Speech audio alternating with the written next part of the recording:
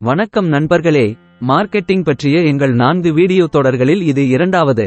இந்த வீடியோவில் உங்கள் தயாரிப்பின் விலை நிர்ணயம் பற்றி பேசுவோம். இது முதல் முறையாக சந்தையில் நுழைவதற்கு முக்கியமானது. புளி மிட்டாய் உற்பத்தியாளர்கள் தங்கள் தயாரிப்புகளின் விலையை எவ்வாறு நிர்ணயித்துள்ளனர் என்பதை பார்ப்போம். விலைகளில் பரந்த மாறுபாட்டை நீங்கள் கவனித்தீர்களா?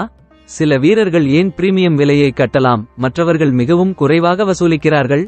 இந்த வீடியோவின் முடிவில் இம்லி கேண்டி, புளி கேண்டி குச்சிகள் அல்லது இம்லி லாலிபாப் எதுவாக இருந்தாலும் இந்த வீரர்கள் ஏன் வித்தியாசமாக விலை நிர்ணயிக்கிறார்கள் என்பதையும் உங்கள் தயாரிப்புக்கு எப்படி விலை நிர்ணயிக்க வேண்டும் என்பதையும் நீங்கள் புரிந்துகொள்வீர்கள். பொதுவாக பயன்படுத்தப்படும் முதல் 2 விலை உத்திகள் செலவு மற்றும் விலை நிர்ணயம் மற்றும் மதிப்பு அடிப்படையிலான விலை நிர்ணயம் ஆகும். முதலாவதாக காஸ்ட் பிளஸ் பிரைசிங். லாப வரம்பை உறுதி செய்வதற்காக பொருட்களின் விலையில் ஒரு மார்க்கப்பை சேர்ப்பது இதில் அடங்கும். விலையில் போட்டியிடும் போது இந்த முறையை பயன்படுத்தவும். விலை உணர்திறன் கொண்ட வெகுஜன சந்தைக்கு விற்க இது சிறந்தது, அங்கு விலை மிக முக்கியமான காரணியாகும். அதே நேரத்தில் சுவை, புளிப்பு மற்றும் இனிப்பு சுவை, நிறம் மற்றும் பேக்கேஜிங் போன்ற பிற காரணிகளை உங்கள் போட்டியாளரைப் போலவே வைத்திருக்கிறது.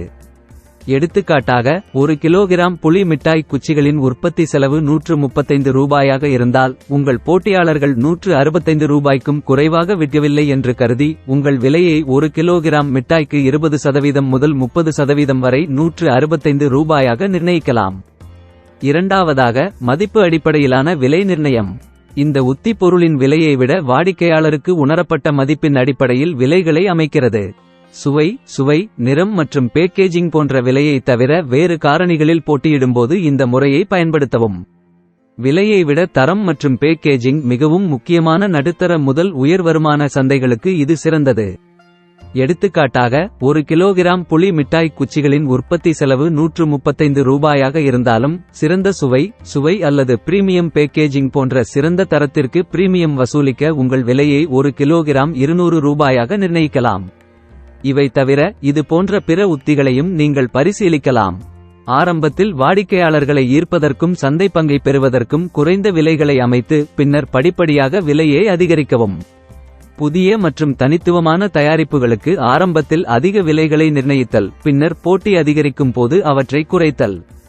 உளவியல் விலையை பயன்படுத்துவது ஒரு பொருளை மலிவானதாக தோற்றமளிக்க 100 ரூபாய்க்கு பதிலாக 99 ரூபாய்க்கு அமைப்பது போன்றது.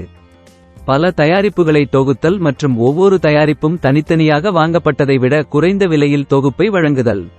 பிரீமியம் தரம் அல்லது தனித்துவத்தை குறிக்க போட்டியாளர்களை விட அதிக விலைகளை அமைத்தல். சந்தை தேவை, போட்டி மற்றும் பிற வெளிப்புற காரணிகளின் அடிப்படையில் விலைகளை தொடர்ந்து சரிசெய்வது. அடுத்து, உங்கள் முதல் முன்மாதிரியை தயார் செய்து உங்கள் தயாரிப்புக்கு அவர்கள் எவ்வளவு பணம் செலுத்த விரும்புகிறார்கள் என்று உங்கள் வாடிக்கையாளர்களிடம் கேளுங்கள். All the best. மேலும் வீடியோக்களை பார்த்ததற்கு நன்றி. வியாபர்கோ சேனலுக்கு குழு சேரவும்.